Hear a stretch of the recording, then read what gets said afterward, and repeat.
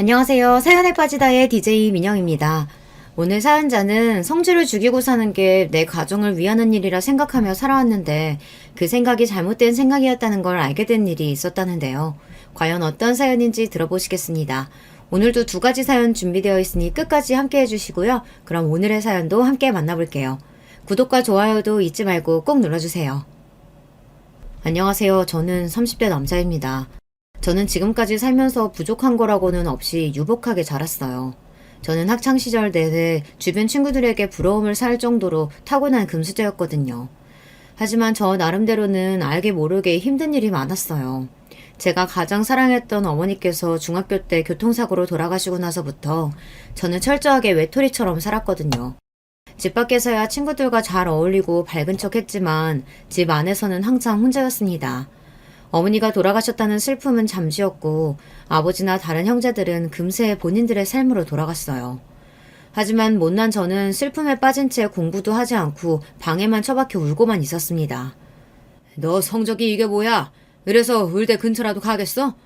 네 엄마가 막둥이라고 오냐오냐 곱게만 키웠으니 사내 자식이 나약해 빠져서는 에휴. 제 성적이 별로여도 저는 상관없어요. 전 형들처럼 절대 의대 갈 생각 없으니까요.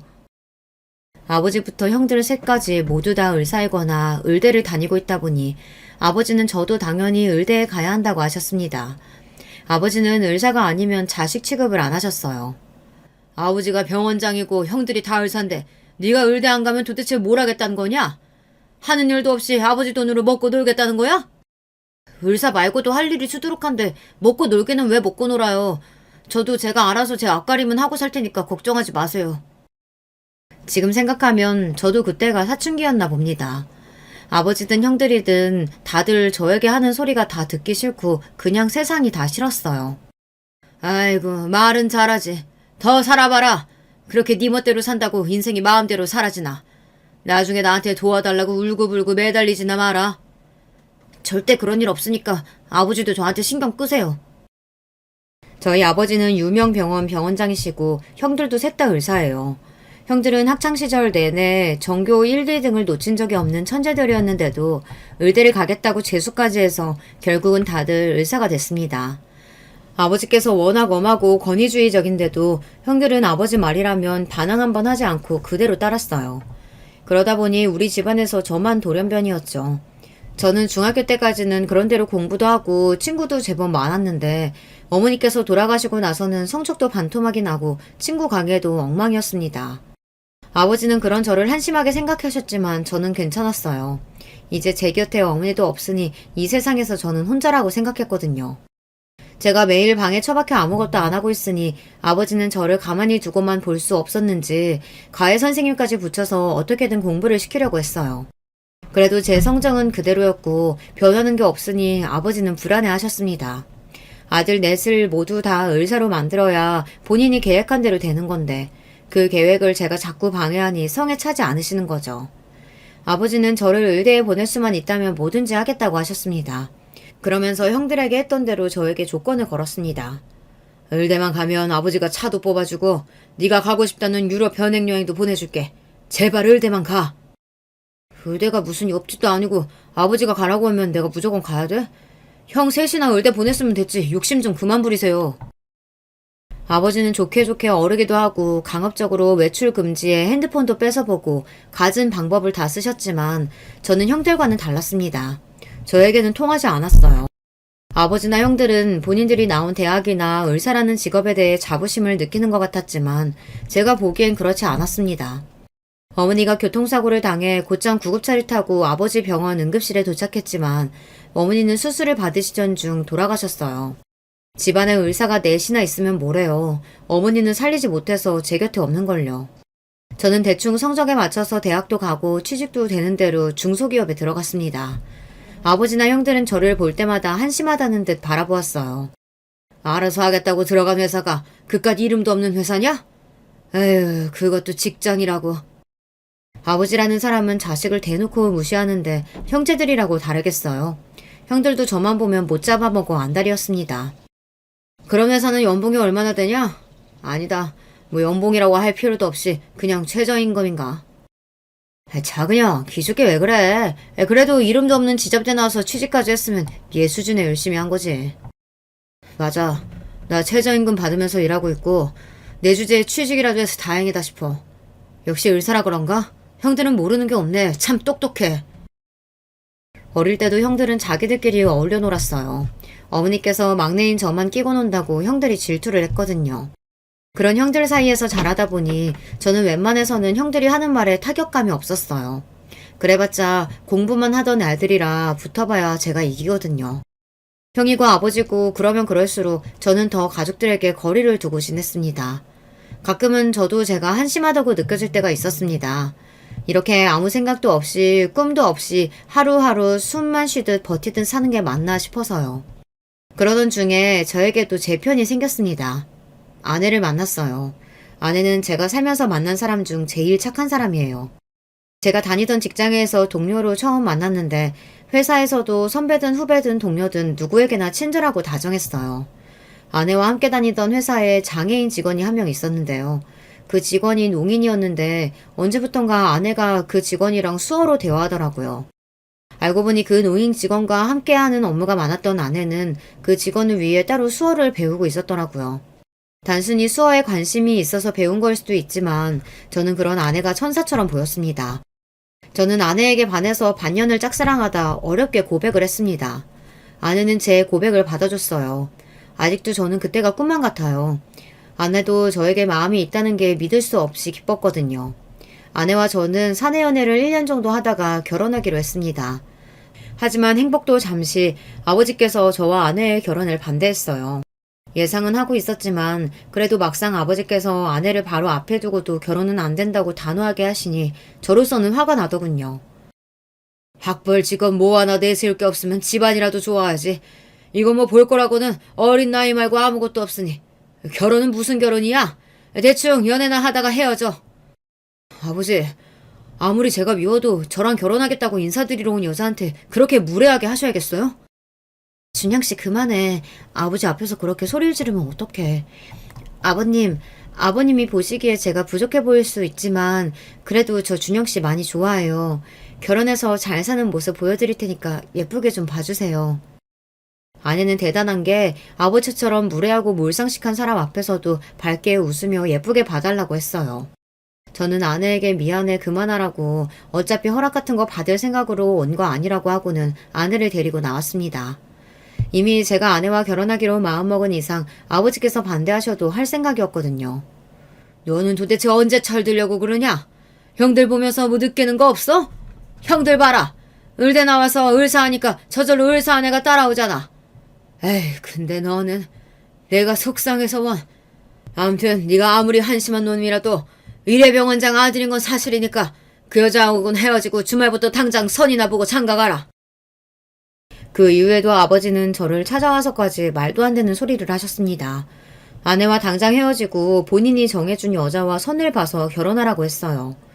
저는 더 아버지와 이야기할 것도 없이 아내와 혼인신고를 해버렸습니다.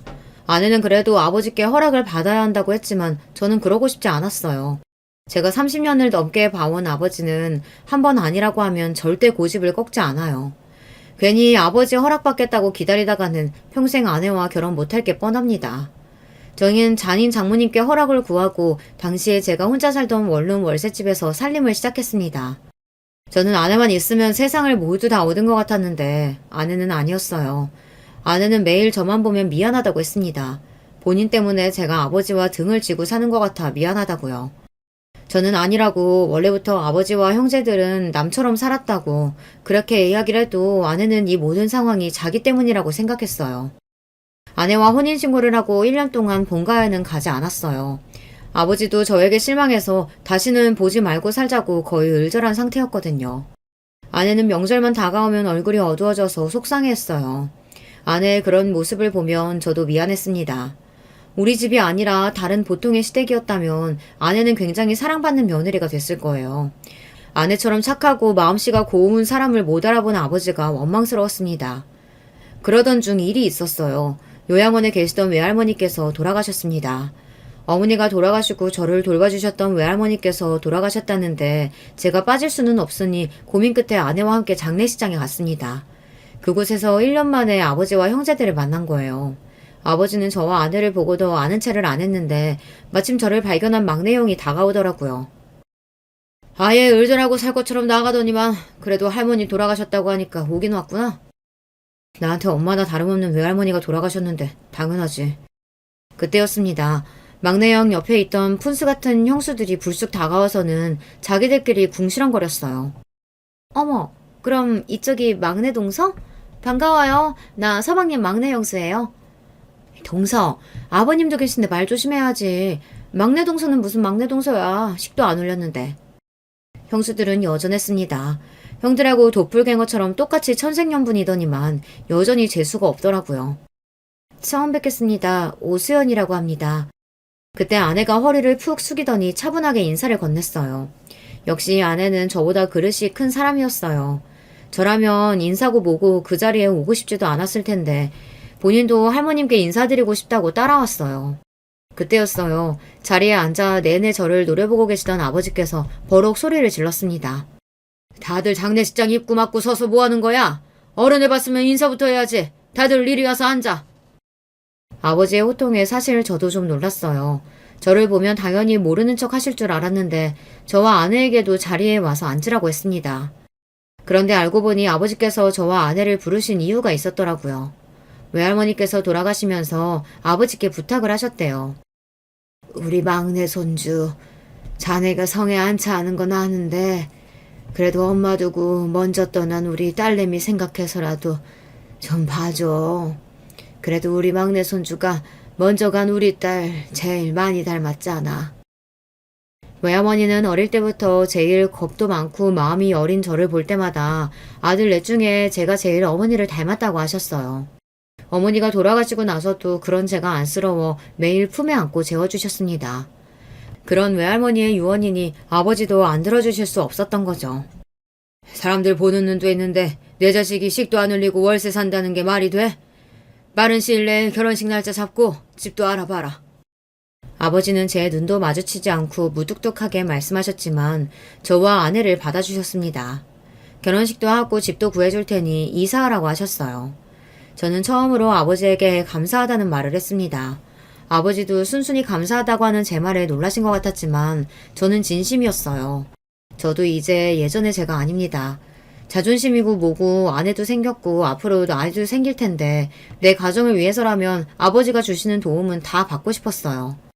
그렇게 아버지와 화해 아닌 화해를 하고 장례식장을 나오는데 주차장에서 형들과 형수들을 마주쳤어요. 언제 봐도 얄미운 형수들은 굳이 제 아내에게 안 해도 될 말을 한마디씩 했어요. 이제 곧 식도 올리면 우리 막내 동서 되는 건데 통성명은 해야죠. 우린 다 동문이고 같은 병원에서 근무해요. 막내 동서는 어느 대학 나왔어요? 작은 형수, 가족끼리 원래 무슨 대학 나왔는지 그런 거 물어보면서 통성명하는 건가요? 어머, 우리야 뭐 다들 동문인 경우가 많으니까 자연스럽게 물은 건데 무례했으면 미안해요, 동서. 아닙니다. 다들 의사 선생님이시라는 이야기 준영 씨한테 들었어요. 너무 대단하고 멋있으세요. 우리 시댁에서는 당연한 건데 대단할 게 뭐 있나. 동서가 특이한 거지. 동서는 좋겠다. 시아버지 병원에서 일 안 해서. 우린 직장 대표가 시아버지라 눈치 엄청 보면서 일하거든. 형수들이 하는 말들은 아버지 말보다 더 들을 가치가 없었어요. 의사라는 양반들이 입만 열었다 하면 자기들 자랑이니까요. 형수, 아버지 병원에서 일하시는 거 그렇게 힘들면 제가 대신 아버님한테 말씀드릴까요? 형수 힘들어서 그만두고 싶어 한다고? 어머머, 서방님, 제가 언제 병원 그만둔다 그랬어요. 아니거든요? 준영이 쟤한테 말해봐야 본전도 못 뽑는데 뭘 그렇게 떠들어? 피곤해 죽겠는데 그만 가자. 형들이나 형수들이나 다 하나같이 한심하고 재수 없었습니다. 저런 인간들이 아버지 병원에 떡하고 버티고 있는데 아버지 병원도 잘 돌아간다는 게 신기할 따름이었죠. 그리고 얼마 뒤 저는 아버지께서 구해주신 아파트로 이사도 하고 식도 올렸습니다. 제가 능력이 안 돼서 아버지께 도움을 받는다는 게 자존심이 상하기도 했지만 그래도 제 아내는 이런 대접을 받을 만한 사람이 마땅하니 앞으로 제가 아버지께 이 도움을 갚으며 살아야겠다 하는 마음으로 살기로 했습니다. 그래서 다시 아버지 병원에 한 번씩 나갔어요. 사실 제가 20살 때부터 아버지 병원에 주차를 도우러 아르바이트를 갔었어요. 아버지 병원이 규모는 큰데 오래돼서 주차시설이 안 좋거든요. 결혼하고 따로 인사도 못 드렸다고 아내도 아버지께 인사드리고 싶다고 주말에 함께 병원에 갔습니다. 제가 병원에 주차일을 돕는 동안 아내가 원장실에 가서 아버지께 인사를 드리고 오겠다고 했어요. 저는 아내를 혼자 보내는 게 걱정돼서 같이 가자고 했지만 아내는 괜찮다고 했습니다. 앞으로 계속 부딪혀야 하는 일인데 본인이 알아서 할 수 있다고요. 그러던 중 아버지께서 아내에게 마음을 열게 된 일이 있었어요. 아내가 원장실로 가던 중 병원 직원과 환자 간의 소통이 안 돼서 문제가 있었는데요. 그 일을 아내가 해결했나 봐요. 환자가 농인이라 답답해하던 중이었는데 아내가 수어로 도와주게 된 거죠. 그 일을 아버지께서 직접 보시고 아내를 다시 모신 겁니다. 아버지는 아내를 원장실로 데려가 이것저것 물으셨답니다. 여기는 왜 왔는지, 수어는 어디서 배웠는지 이것저것 말이죠. 제가 지금 다니는 직장에 농인 직원이 있어서 몇 가지 배워뒀었는데 이렇게 도움이 될 줄은 몰랐네요. 그리고 오늘 온 건 준영 씨 주차 일한다고 해서 따라온 김에 아버님께 드릴 말씀이 있어요 왔어요. 사실은 아버님, 제가 임신했어요. 사실 아내가 아버지께 인사드리러 온 거기도 하지만 좋은 소식이 있어서 직접 이야기하고 싶다고 해서 함께 온 거였습니다. 아내가 임신을 했어요. 정말... 너무 잘했구나. 잘했어. 다른 며느리들은 일하느라 바빠서 내가 자식이 넷이나 있어도 아직 손주 구경을 못했는데 네가 아주 장하구나. 장해. 저도 몰랐는데 아버지께서 손주를 보고 싶으셨나 봐요. 형들이고 형수고 다들 일하느라 바빠서 아이가 없어요. 아버지야 병원이 전부이신 분이니 손주 같은 건 별로 신경 안 쓰시는 줄 알았는데 그렇게 좋아하실 줄은 몰랐습니다. 심지어 아내에게 돌아가는 길에 맛있는 거 사 먹으라고 용돈까지 주셨대요. 그리고 잘 아는 산부인과도 소개하셨답니다. 병원을 나와 아내와 집에 돌아오는데 아내도 기분이 좋은지 아버지와 있었던 일을 시시콜콜 떠들더라고요. 그리고 얼마 뒤 생각지도 못한 일이 있었습니다. 아버지께서 저에게 먼저 전화를 하셨어요. 거의 1년 만에 있는 일이었습니다. 애가 입덧하는지 몸이 많이 야였더라. 임신해서 직장 생활하기 힘들 텐데 웬만하면 일 그만두라고 해. 돈 때문에 그런 거면 내가 생활비 보내줄 테니까. 순간 저는 당황해서 어안이 벙벙했습니다. 아버지께서 제 아내가 걱정돼서 전화하실 거라고는 생각도 못했으니까요. 더군다나 제가 생각지도 못한 이야기까지 하시니 놀라웠어요. 안 그래도 아내가 임신하고 한 달 동안 입덧 때문에 고생하면서 출퇴근하느라 살이 많이 빠졌는데 그걸 캐치하시고는 직장까지 쉬라고 하시니 놀랍더라고요. 말씀만이라도 감사해요. 제가 수연이랑 상의해 볼게요. 그래. 우리 집 첫 손주인데 무조건 건강하게 중요하지. 괜히 얼마 안 되는 돈 때문에 애 고생시키지 말고 내 말대로 해.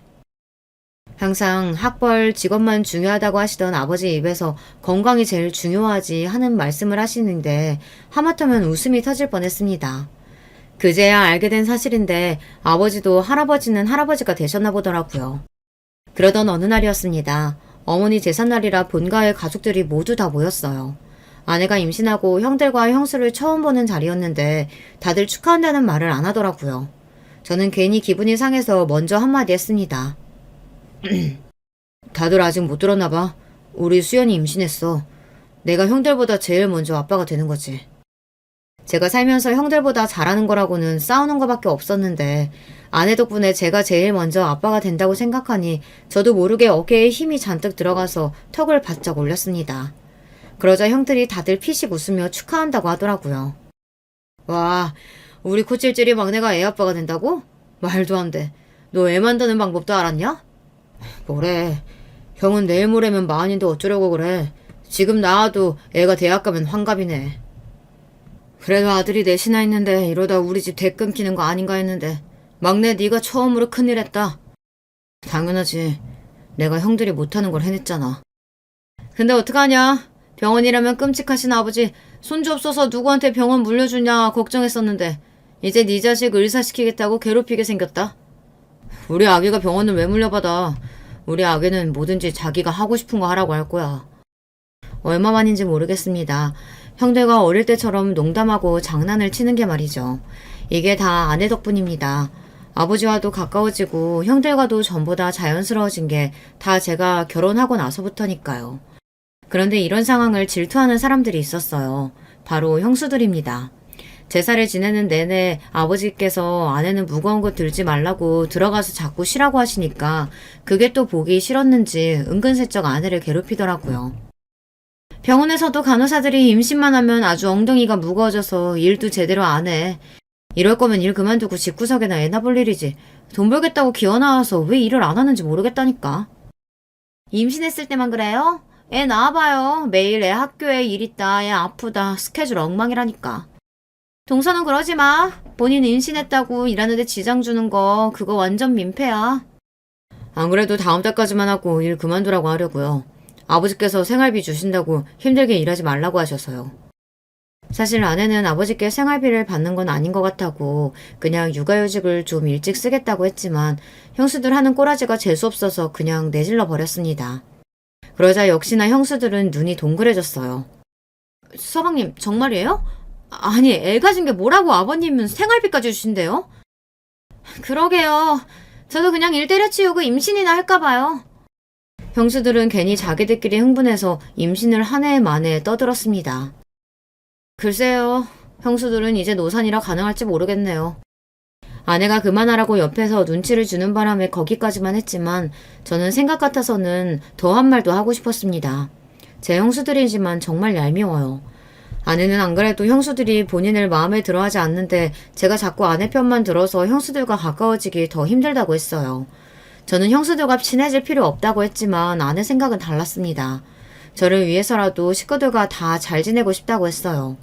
그러면서 앞으로는 형수들이 듣기 싫은 소리라도 본인이 다 알아서 할 테니 저에게 끼어들지 말라고 했습니다. 그리고 몇 달 뒤 아버지 생신날이 밝았습니다. 아내는 본가에 가기 전부터 저에게 신신당부했어요. 형수들과 친해질 기회니 끼어들지 말라고요. 여보 뭐해? 얼른 가서 음식 차리는 거라도 도우려면 지금 출발 빨리 해야 돼. 아내는 시아버지 생신이라고 일찍부터 일어나 미역국을 끓이고 후식으로 먹을 케이크와 쿠키를 직접 만들었어요. 형수들이 출장 뷔페 불렀다고 몇 주 전부터 생색내는 거 못 봤어? 힘들게 만들어 가봐야 좋은 소리도 못 들을 텐데 새벽부터 뭐하러 고생했어. 출장 뷔페도 좋지만 그래도 생신인데 며느리가 직접 만든 음식도 드셔보시면 더 좋을 것 같아서 내가 준비했지. 어때? 이쁘지? 제 아내지만 사람이 참 좋아요. 저렇게 착하고 재주 많은 사람이 하필이면 저 같은 사람을 만나 받지 않아도 되는 대우를 받으며 사는데도 불만 한마디 없이 항상 웃으며 밝게 저를 대해주니 고마울 따름이었습니다. 아내를 보면서 항상 생각해요. 형수들이 아내를 대우해주지 않는 만큼 저는 더 아내에게 잘해야겠다. 평생 떠받들고 살아야지 매일매일 다짐하게 돼요. 아내가 만든 음식들을 예쁘게 포장해서 본가로 향했습니다. 본가에 도착하자마자 벌써 집안에는 음악 소리가 들리고 마당에는 테이블들이 놓여 있었어요. 유난스러운 형수들이 준비할 법한 규모였죠. 어머, 서방님 오셨어요? 근데 손에 든 거 그건 뭐예요? 뭐 떡이라도 맞춰온 거예요? 그러게. 모양이 딱 돌잔치날 떡집에서 주는 떡 모양이네. 우리가 출장 뷔페 다 불렀다니까 뭘 또 그런 걸 사왔어요. 형수들은 저와 아내를 보자마자 어떻게 하면 꼬투리를 잡을까 연구하는 사람들처럼 저희를 애워쌌습니다. 이거 떡 아니고요. 우리 시연이가 직접 만든 미역국이랑 디저트예요. 형수들은 매번 사람 불러서 파티만 할 생각만 해봤지 직접 미역국 한번 끓여본 적 없으시죠? 아내가 가만히 있으라고 했지만 어쩌겠어요. 형수들이 하는 꼴을 보면 참을 수가 없는걸요. 에이 서방님도 참. 우리도 음식할 시간 있었으면 아버님 위해서 100번도 넘게 했죠. 병원 일도 바쁜데 우리가 미역국 같은 걸 어떻게 끓여요. 형님들은 미역국 끓여보셨어요? 미역국은 무슨 내 생일날 미역국 먹을 시간도 없는데. 막내 동서가 음식한다고 고생한 것 같긴 한데 아유 동서는 암튼 몰라도 너무 모른다니까. 아버님이 음식이나 해다 바치는 며느리 예쁘다고 하실 것 같아? 당신 병원에 보탬되는 사람을 훨씬 더 좋아하지. 그래 미약국 같은 거보다야 차라리 병원에 보탬이 되는 게 낫지. 이럴 시간에 차라리 조무사 자격증이라도 따는 거 어때? 요즘 우리 병원에 간호조무사 부족해서 난리잖아. 어머 이 김에 동서가 자격증 따서 병원에서 같이 일해주면 너무 좋겠다. 집에서 놀면 뭐해. 나와서 한 푼이라도 버는 게 낫지. 형수들은 하다하다 말도 안 되는 소리를 짓거렸어요. 임신한 아내에게 노는이 공부나 하랍니다. 저도 아버님 병원에 보탬이 되면 좋죠. 근데 제가 병원 일은 하나도 모르는데 조무사를 어떻게 하겠어요. 무슨 소리를 들어도 항상 웃어넘기는 아내도 기분이 상할 만했어요. 정말 형수들은 셋 다 을사면 뭐래요. 개념이라고는 없는데요. 하긴 간우조무사는 뭐 아무나 하나. 도대체 뭐가 재밌다고 자기들끼리 깔깔 웃으며 웃는데 저는 기분이 상해서 표정 관리가 안 됐습니다. 욱해서 지금 무슨 소리 하는 거냐고 언성을 높였는데 그때 옆에 있던 아내가 제 손을 지그시 잡더라고요. 그만하라고요. 저는 한숨이 절로 튀어나왔습니다. 말해봐야 뭐 하겠어요. 여우 같은 형수들한테는 무슨 말을 해도 본점도 못 보는걸요. 최소 꼬리 9개씩은 달린 형수들하고는 잠깐도 더 있고 싶지 않았습니다. 그럼 아버지 병원을 위해서 열심히 일하신 형수님들은 마저 하던 일 하세요. 저희는 아버님께 인사드리러 갈게요. 저는 아내 손을 단단히 붙잡고 구미호 같은 형수들 틈에서 벗어났습니다. 아내는 아무렇지 않은 척 미소 짓고 있었지만 얼마나 긴장했는지 손에는 땀이 흥건했어요. 저는 아내에게 미안해서라도 이 생일 파티가 한시라도 빨리 끝났으면 좋겠다 싶었습니다.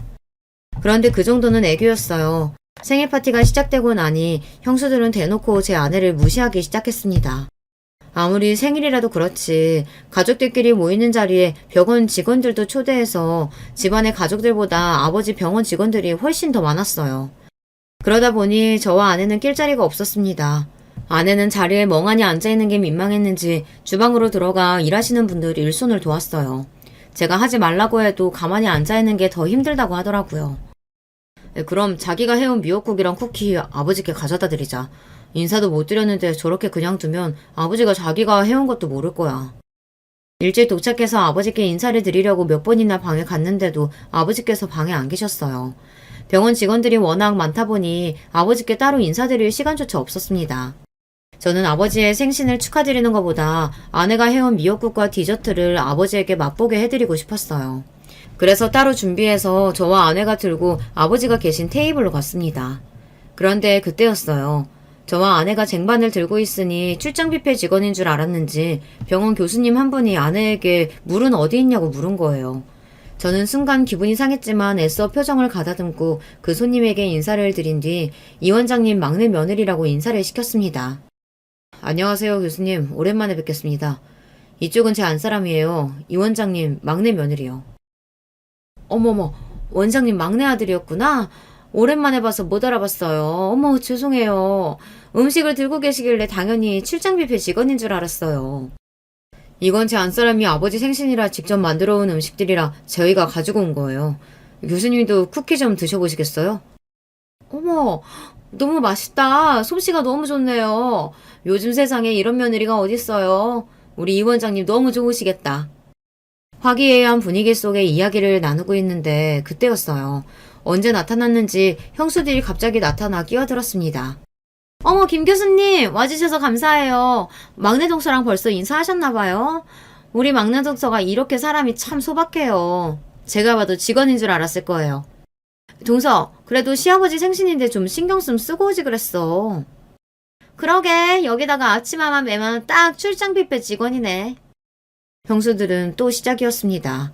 주변에 사람들이 있든 말든 신경도 쓰지 않고 제 아내에게 막말을 해댔어요. 듣고 있던 교수라는 사람도 민망했는지 후다닥 자리를 옮길 정도였죠. 형수들 제발 좀 그만해요. 나이도 훨씬 어린 동서한테 일일이 참견하고 괴롭히는 거 창피하지 않아요? 어머, 서방님, 괴롭히긴 누가 괴롭혔다 그래요. 우리는 동서 혼자 뻘쭘할까봐 신경 쓰느라 농담 좀 한 건데. 그딴 게 무슨 농담이에요. 2번 더 신경 썼다가는 진짜 앞치마 가지고 와서 서빙이라도 하라고 하겠어요. 저는 최대한 인상을 구기며 단호하게 이야기했습니다. 다시는 제 아내를 가지고 놀지 말라는 경고였어요. 그래도 주변에 다 병원 사람들이라 본인들도 제가 더 했다간 쪽팔릴 것 같았는지 별말 없이 입술을 삐죽거리며 가더라고요. 그 와중에도 아내는 아버님 생신이니 저에게 그만하라고 했습니다. 괜히 분란 만들면 아버지에게 또 미운 털이 박힐 거라고요. 저는 스스로가 너무 한심했습니다. 세상에 제 아내 같은 사람이 어디 있다고 고작 저 같은 사람 때문에 왜 자꾸 아내가 이런 일을 당해야 하나 마음이 좋지 않았어요. 저는 한시라도 빨리 이 파티가 끝났으면 좋겠다 싶었습니다. 그래도 다행이었던 건 아버지께서 아내가 만들어 온 음식을 좋아하셨다는 겁니다. 아이고, 그러고 보니까 내가 오늘 미역국을 못 먹었네. 생일이라고 눈앞에 사내지미를 보고 홀딱 넘어가서는 미역국 못 먹은 것도 깜빡하고 있었네. 막내야 고맙다. 역시 너는 마음이 참 따뜻해. 이 쿠키도 너무 맛있다. 꼭 빵집에서 파는 것 같아. 아버지는 아내가 만든 케이크랑 쿠키가 너무 훌륭하다며 이런 재주가 있었는지 몰랐다고 하셨어요. 달지도 않고 깔끔한 게 나이 든 사람들이 먹기 너무 좋다고요. 그러면서 아버지 주변에 앉아 계신 다른 교수님들에게 아내를 소개하시는데 그 모습이 저까지 기분이 좋았습니다. 우리 막내놈 알지? 형들 다 의대 다니면서 공부할 때 혼자 기타나 튕기고 다니면서 놀기만 하길래 사람 구실이나 하고 살까 했는데 그래도 처복은 있는지 아들 중에 장가는 제일 잘 갔어. 그 순간 테이블 주변에는 정적이 흘렀습니다. 그럴 만한 게 아버지께서 저런 이야기를 하실 줄은 몰랐어요. 아버지처럼 무뚝뚝하신 분이 웬일로 아내에게 칭찬을 아끼지 않았습니다. 심지어 며느리 넷 중에 제일 착하고 남편에게 잘한다는 소리까지 하셨어요. 아들 중 제가 장가를 제일 잘 갔다고요. 물론 저도 그렇게 생각하지만 아버지도 저와 같은 생각을 하고 계실 줄은 몰랐습니다. 아버지처럼 학벌 직업이 세상의 전부라고 생각하시는 분이 아내를 이 정도로 좋게 보고 있는 줄은 몰랐어요. 지금까지 한 번도 그런 이야기를 하신 적이 없었던 아버지께서 아내에 대해 그렇게까지 이야기를 하시니 그 자리에 있던 사람들은 모두 다 놀랐습니다. 특히나 형수들이 많이 놀란 것 같았어요. 형수들은 지금까지 자기들이 좋은 대학 좀 나오고 의사라는 이유로 자기들이 세상에서 제일 잘난 줄 알고 살면서 만만한 아내를 매일 무시하고 업신여겼었는데 아버지께서 다들 있는 앞에서 아내에게 며느리 중 제일 낫다고까지 이야기하셨으니 속이 부글부글 끓을 게 뻔했죠. 그 모습을 보고 나니 저도 형수들 때문에 화가 났던 감정이 조금 누그러졌습니다. 얼굴이 빨개져 한마디도 못하고 있는 형수들 모습이 고소하더라고요. 그런데 자존심 강한 형수들이 그런 소리를 듣고도 가만히 있을 리 없었습니다. 아버지 생신 파티가 어느 정도 정리가 되고 손님들이 모두 다 돌아간 이후였어요. 아버지는 저와 형들에게 오늘 너무 고생 많았다고 그만들 돌아가 보라고 하셨습니다. 그런데 그때였어요. 형수들이 짠 듯이 셋 다 가방에서 봉투를 꺼내더니 일제히 아버지에게 건넸습니다. 아버님께서 필요하신 게 뭐가 있을까 고민하다가 돈이 제일 좋을 것 같아서 약소하지만 동서들이랑 셋이 100만 원씩 모았어요. 아버님 생신 축하드려요. 집에 뷔페까지 불러줬으면 됐지. 돈은 또 뭐하러 준비했어? 아이고 고맙다 고마워. 다들 고생 많았다. 집에서 손님들 불러놓고 파티를 한다길래 저와 아내는 따로 준비한 게 없었는데 형수들이 일제히 봉투를 꺼내서 아버지에게 건네니 같은 자식으로서 민망하더라고요. 저는 형들까지 원망스러웠습니다. 아버지 생신에 자기들끼리 용돈을 준비할 생각이었으면 저에게도 귀띔이라도 했으면 좋았을걸. 딱 저와 아내만 빼고 자기들끼리 준비해서 보란듯 봉투를 건네니 더 짜증이 나더라고요. 그런데 그때였어요. 머뭇거리던 아내가 가방에서 조심스럽게 포장된 상자 하나를 꺼내더니 아버지께 건넸어요. 아버님, 이거 제가 아기 내복 만들면서 아버님이랑 세트로 손수건 하나 만들었는데 마음에 드실지 모르겠어요. 아버님 오래오래 건강하시라고 거북이 모양으로 수도 놓았어요. 언제 준비했는지 아내가 아기 내복을 만들던 천과 같은 천으로 아버지 손수건을 만들었더라고요. 아버지께서 좋아하시는 귀여운 거북이 모양까지 수를 놓아서 말이죠. 그런데 그때 옆에 있던 형수들이 킥킥거리며 웃는 소리가 들렸습니다. 그러더니 한다는 소리가 가관이었어요. 어머, 손수건? 저런 거 인사동 가면 1,000원이면 사는 거 아니야? 동서, 막내 동서가 직접 만들었다잖아. 그럼 최소 5,000원은 받아야지. 자기들끼리 속삭인다고 속닥거리는데 그 소리가 저나 아내에게 다 들렸습니다. 에이, 왜들 그래? 예쁘기만 한데. 동서, 너무 잘했다. 암튼 동서는 재주도 많아. 이 좋은 능력을 매일 집에서 썩히고 있으니 어떡해? 시간 되면 아예 기저귀도 만들어서 써. 돈도 아끼고 너무 좋겠다. 그 와중에 큰형수는 위안답시고 떠들어대는데 재수가 없어도 너무 없더군요. 저도 참을 만큼 참았습니다. 우리 집에서 나만 돌연변이고 그래서 제 아내까지 무시당하는 거야 잘 알지만 아무리 그래도 이건 선을 넘었어요. 하하, 이게 우리 손주 내복이랑 세트란 말이지? 너무 귀엽다. 고맙다 막내야. 우리 손주 태어나면 내가 이 손수건으로 머리도 닦아주고 입도 닦아줘야지. 제 표정이 아무래도 좋지 않은 게 티가 났는지 아버지께서 애써 아내가 건넨 손수건을 연신 만져보며 고맙다고 하셨어요. 마음에 든다고요. 하지만 저는 이미 내내 붙잡고 있던 이성의 끈이 끊어지고 말았습니다. 더는 저 개념 없는 불려오 셋을 그냥 보고만 있을 수 없었어요. 아버지 그거 아세요? 얼마 전에 기사 났다가 순식간에 사라진 뉴스 하나 있었는데 모 병원 의사들이 작정하고 제약사에 불법 리베이트 요구해서 망신당했다는 뉴스요. 뭐? 그런 뉴스가 있었어? 나는 못 봤는데. 아유, 그런 것들 때문에 우리 같은 멀쩡한 의사들까지 욕먹는다니까. 돈이나 밝히는 것들이 무슨 의사라고. 서방님은 뜬금없이 무슨 그런 소리라고 그러세요. 제가 말을 꺼내자마자 찔리는 게 있는지 작은 형수가 먼저 눈을 흘기며 저를 바라봤습니다. 당황한 건 큰 형수와 막내 형수도 마찬가지였어요. 그 모습을 보는데 저는 더 꼴보기 싫어 들은 채도 하지 않고 아버지에게 더 바짝 다가가서 본격적으로 이야기를 했습니다. 아버지, 제가 얼마 전에 병원 갔다가 들었는데 글쎄 그게 우리 병원 의사들 이야기라네요. 어머 서방님, 그게 무슨 소리예요? 그런 소리 도대체 어디서 들었어요? 당황한 큰형수가 갑자기 제게 달려오더니 제 팔을 붙잡았어요. 그러더니 제 눈을 맞추며 그만하라는 듯 고개를 흔들었습니다. 그 모습을 보는데 저는 웃음이 절로 튀어나왔어요. 이 정도 가지고 쪼시면 어떡해요, 형수? 이제 시작인데. 아버지, 그 기사에 나온 의사들이 바로 형수들이에요. 저도 최근에 알았는데 형수들이 셋이 작당하고 제약사 영업사원들한테 리베이트 요구했다가 거절당하니까 억하심정으로 제약사 바꾸려고 하다가 제약사 영업사원한테 걸려서 기사까지 났더라고요. 그랬습니다. 저도 20대부터 20년 가까이 병원을 왔다 갔다 하다 보니 친한 직원들이 많습니다. 제가 병원장 아들이라는 걸 다들 아니 제 앞에서는 병원 이야기를 다들 쉬쉬하지만 제가 누군지 모르는 들어온 지 얼마 되지 않은 직원들이나 아르바이트생들은 제 앞에서도 이런저런 이야기를 슬슬 터놓더라고요. 그러던 중 형수들이 셋이 작당하고 제약질의 갑질한 사실을 알게 됐습니다. 그 일로 억울했던 제약사에서 기사를 터뜨리니 형수들이 당황해서 곧장 제약사에 사과하고 기사를 무마했나 보더라고요. 행여나 아버지 귀에 들어갈까봐 몸을 사린 거죠. 이 이야기를 처음 들었을 때 아버지께 이야기를 해야 하나 말아야 하나 고민도 했었지만 지금 와서 보니 제가 뭐하러 형수들 비밀을 지켜주나 싶네요. 뭐야? 이게 사실이야? 너희들 정말 그런 짓 한 거냐? 아버지는 자식들에게는 항상 엄하고 고지식해도 평생을 지켜오신 병원에 대해서는 각별하세요. 어떤 환자에게나 공평하고 친절하십니다. 형편이 어려운 환자들을 위해 지원도 아끼지 않으시는 편이고요. 거기다가 병원 내에 직원들 간의 노사 문제나 거래처와의 관계도 굉장히 중요하게 생각하세요.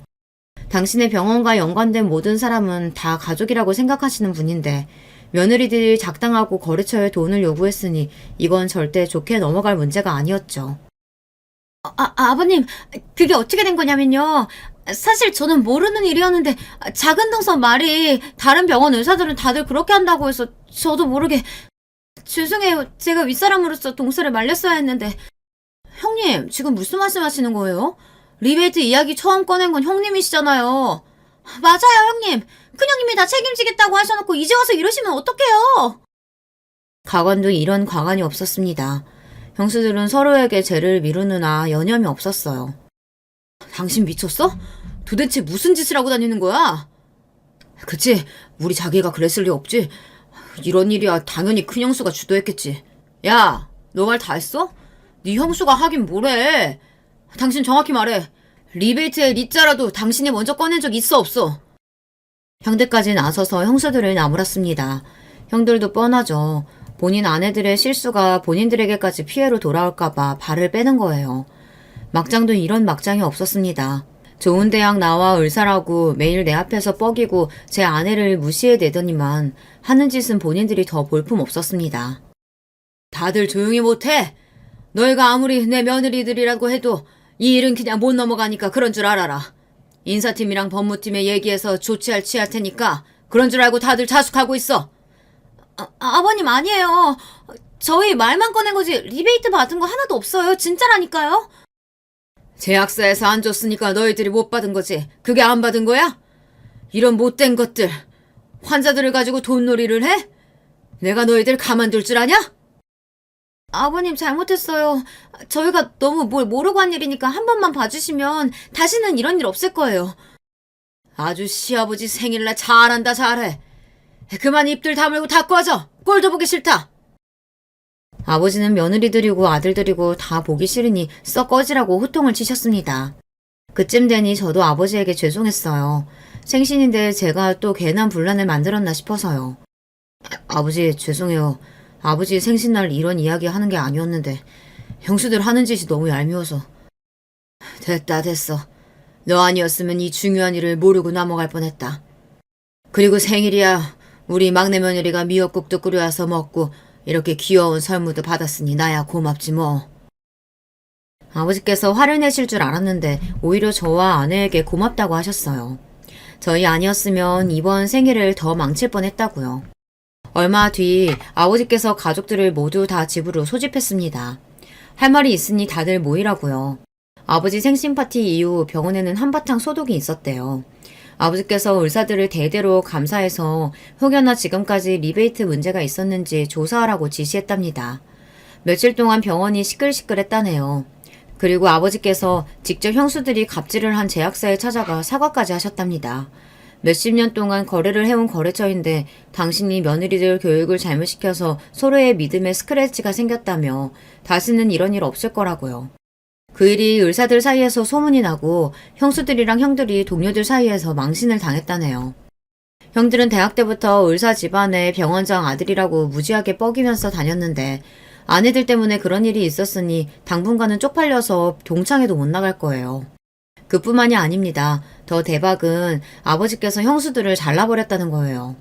저도 아버지께서 그렇게까지 하실 줄은 몰랐는데 아버지는 고민 끝에 형수들을 잘라버렸습니다. 그런 짓을 벌여놓고도 내 며느리들이라고 봐주면 병원 직원들이 나를 뭐라고 생각하겠어. 원장 며느리도 잘못하면 잘린다는 본보기를 보여줘야지. 다른 직원들도 돈에 흔들리지 않고 양심적으로 일을 하지 않겠냐. 아버지의 결정에 형과 형수들은 어떻게 이렇게까지 하시냐며 난리를 쳤지만 아버지는 아랑곳하지 않으셨습니다. 이미 의사들 사이에서 소문이 난 상태라 형수들은 재취업도 쉽지 않을 거라고 하더군요.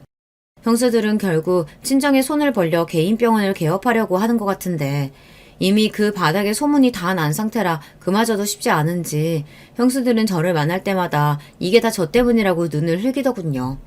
가만 보면 참 양심이란 게 없는 사람들이에요. 명색이 의사라는 사람들이 그런 개념 없는 짓을 저지르려고 했으면 벌을 받는 게 마땅한 건데 그 와중에도 제 탓을 하니까요. 사방님, 저는 형님들이 시키는 대로 한 거란 거 잘 아시잖아요. 아버님께 저라도 좀 좋게 이야기해 주세요. 큰 형수나 작은 형수는 어떻게든 친정에서 도와주려고 하는 것 같은데 막내 형수는 그마저도 잘 안 됐는지 자기는 잘못이 없다고 저에게 아버지에게 한마디만 더 이야기해달라고 졸랐습니다. 형수 친정 베트남에서 사업한다고 바로 얼마 전까지 제 안사람 앞에서 뻐기지 않으셨나요? 다른 형수들처럼 친정에 이야기해서 개업해달라고 하세요. 제가 쪽팔려서 말 못했는데 사실 친정아버지 사업 망해서 한국 들어온 지 꽤 됐어요. 저 이러다가 정말 의사 인생 끝나게 생겼어요. 막내 형수는 제발 아버지에게 한 번만 다시 기회를 달라고 이야기해달라고 했지만 저는 들은 적도 안 했습니다. 저도 저를 무시하거나 막대했으면 이 정도로 단호하게 하지는 않았을 거예요. 아무 잘못도 없는 제 아내를 건드렸으니 저도 참아줄 수 없었습니다. 그 이후 실기한 일이 하나 있었어요. 형수들은 아버지 병원을 떠났고 제 아내는 아버지 병원에 들어가게 됐습니다. 어떻게 병원에 들어가게 됐냐고요? 아버지 병원 1층 상가에 아내가 빵과 커피를 파는 가게를 하게 됐어요. 아내가 출산하자마자 아버지께서 아내를 부르시더니 출산 선물로 1층 상가 자리를 줄 테니 장사를 한번 해보라고 하시더라고요. 가게 연지 벌써 반년이 지났는데 워낙 자리가 좋으니 매출이 너무 좋습니다. 물론 아내가 너무 바빠져서 제가 딸을 키우느라 정신은 없지만 그래도 아내가 행복해하는 모습을 보니 저까지도 너무 행복합니다. 아내 덕분에 저와 아버지 사이도 전부 다 많이 좋아졌고요. 끝까지 저의 이야기 들어주셔서 감사합니다. 여러분의 가정에는 지금의 저처럼 행복한 일만 가득하시길 바랄게요. 안녕하세요. 저는 어렸을 때 지금의 제 나이를 상상하며 와, 엄청 어른이다 이렇게 여겼었어요. 그런데 막상 이 나이가 되고 보니까 그다지 멋진 어른이 되어 있는 것 같지 않아서 스스로에게 머쓱해지네요. 평범한 것도 축복이라면 축복이라고 하더라고요. 그런 면에서 저를 보자면 저는 평범하나 평범하지 않은 환경에서 자랐으니 어떻게 정의를 내려야 할지 굉장히 애매한 유년 시절을 보유한 사람 같습니다. 친정 부모님께서는 각자 풍족하지 않은 집안에서 자라났으나 홀로 개천용으로 성장하신 분들이셨다고 해요. 낭중치주라고 하나요? 비범한 사람들은 아무리 평범한 환경 속에 놓인다고 한들 그 재능이 가려지지는 않는 법이죠. 부모님 두 분께서 그런 분들이셨던 거예요. 그리고 서로가 동족임을 한눈에 알아보셨고 금세 결혼까지 하시게 되었다고 합니다. 그런데 이런 두 분을 질투하는 사람들이 주변에 있었나 봐요. 그 범위 안에는 가족들도 포함이었죠. 아버지께서는 당신의 친형에게 사기를 당하셨어요. 있던 돈을 모두 잃은 것도 모자라 빚까지 지셨지요. 그 바람에 두 분의 신혼집이 날아갔다고 합니다. 좌절한 상황 속에서 두 분은 임신 사실을 알게 되셨어요. 엄마의 뱃속에 제 언니가 자리하고 있었던 거예요. 두 분은 이를 악물고서 사기를 치고 잠적한 가족, 그리고 그 가족을 은근히 옹호한 다른 가족들까지 이제는 가족이라 생각하지 않기로 하고 뱃속의 생명을 위해 포기하지 않고 다시 시작하셨습니다. 그런데 세월이 흐르고 둘째인 제가 태어난 지 얼마 안 되었을 때였어요. 이번에는 엄마 쪽에서 배신이 일어났죠. 엄마의 절친한 고향 언니분께서 당시에 아무도 몰래 미국 이민을 준비하고 있었는데 저희 집에 와서 온갖 돈 되는 것들을 훔쳐가서 이민 자금에 보탰고 미국으로 떠나 영영 잠적을 해버렸습니다. 이 금수만도 못한 것 같으니라고. 돈이 없어 굶어 죽겠다기에 얼마나 막막할까 싶어서 잘 대해줬건만. 우리 집에 초대받고 싶다기에 흔쾌히 들어주고 몇 번이나 식사 대접도 해줬건만. 이렇게 사람 뒤통수를 쳐? 천벌 받을 것들! 당신 지금 그 미친 여자네 가족들만 욕할 때가 아니야. 처가 식구들 당신이 이런 일을 당해서 힘들다고 하소연하는데 은은하게 고소해하는 반응들 당신도 느꼈지? 앞으로 우리가 더 방비하면서 살면 돼. 누구도 믿을 수 없어. 더 이상은 뼈 빠지게 노력해서 힘들게 번 돈을 그 아무에게도 10원 한 장 빼앗기지 않고 살아갈 거야. 두고 봐. 나는 지금보다 더한 성공을 계속해서 이뤄갈 것이고 누구보다 돈을 많이 모을 테니까. 서글프게 우시는 엄마 옆에서 아버지는 일을 가셨다고 해요. 저는 너무 어려서 당연히 그 상황을 몰랐는데 언니가 그런 일이 있었다고 나중에 제가 크고 나서 말을 해주더라고요. 친정 부모님께서는 그 이후로 무지막지한 구두쇠가 되셨답니다. 특히 아버지요. 분명 초반에는 그 정도까지 심각한 구두쇠가 되실 작정은 아니셨을 거예요. 그런데 점차 그런 버릇이 고착되어 가면서 정도가 심해지신 거겠죠. 고기도 먹어본 사람이 그 맛을 안다는 것처럼 돈이란 것도 써버릇 해본 사람이 쓸 줄 아는 거거든요. 마감 세일에 길들여진 사람은 절대 마트에서 제 시간에 파는 정가의 물건들을 선뜻 구매하지 못한다고 하던데 저는 그 말이 뭔지 10분 이해할 수 있었습니다. 저는요, 제가 중학교 때까지는 저희 집이 가난한 줄 알았던 사람이에요. 오죽하면 그랬겠나요. 엄마, 나 이제 운동화가 너무 작아졌는데 새로 하나 사주면 안 돼요? 이번에 중간고사도 잘 봤으니까 새 운동화 사주세요. 네? 그거 아직 상태가 너무 멀쩡해 보이는데 굳이 새로 사겠다고? 나는 네 나이 때 더 이상 발이 자라지 않았었는데 아유 그래 뭐 신발이 불편하다는데 어쩔 수 없지. 엄마가 다음에 시장에 장 보러 갈 때 신발 가게 들려서 사올게. 색깔은 검은색이면 될까? 시장이요? 아 진짜 엄마 시장표 운동화도 너무 창피한데 왜 또 검은색이에요? 그거 때 타지 말라고 어두운 색 고르시는 거 내가 모를 줄 알아요? 나도 마음 같아서는 하얀색 나이키 운동화 신고 싶다고요. 이런 내 마음도 모르고 그렇게 쉽게 시장표 검은색 운동화 사오신다고 하시는 게 정말 너무해요. 그리고 이 나이 먹어서 엄마가 운동화 사오는 애들은 없다고요. 다 자기가 매장 가서 직접 고르지. 체육대회를 앞둔 시점이었기 때문에 저는 새 운동화가 너무 간절했었어요. 엄마는 망설이시는 기색을 한껏 보이시다 저에게 새 것을 직접 사라며 그 보기 힘든 지갑을 꺼내어 지폐를 내미셨습니다. 그리고 제가 반갑게 그것을 받아들려고 할 때였죠. 어디선가 불쑥 나타난 손이 그 돈을 중간에서 휙 낚아챘어요. 저는 어이가 없어서 그 손길의 주인을 쳐다보았습니다. 무슨 중학생이 이렇게 비싼 운동화를 사 신는다는 거야? 한참 공부를 열심히 해야 할 때인데 마음이 쓸데없이 콩밭에 가 있는다는 게 벌써 티가 나는구만. 내 눈은 못 속이지. 당신 애들한테 자꾸 이렇게 무르게 굴지 마라. 버릇만 나빠져. 가뜩이나 지연인 녀석이 대학생 됐다고 멋부리라고 허파에 바람 들어간 거. 그 정신머리 고치가 아니라 힘들어 죽겠는데 지선이는 더 제때 더 똑바로 키워야 할 것 아니야? 제가 보기에는 언니가 친구들에 비해서 쪼들리면서 하는 것 같던데요? 힘들게 아르바이트도 계속하고 그게 어딜 봐서 허파에 바람이 들어간 건지. 너 지금 뭐라고 중얼중얼거리는 거야? 지선이 너 이 녀석 정신 똑바로 안 차릴래? 공부나 열심히 해서 좋은 대학 들어가고 장학금 받을 생각이나 해. 괜한 잡생각이나 하지 말고. 아버지께서는 엄마께서 저에게 주셨던 5만 원 중 3만 원만 도로 돌려주셨습니다.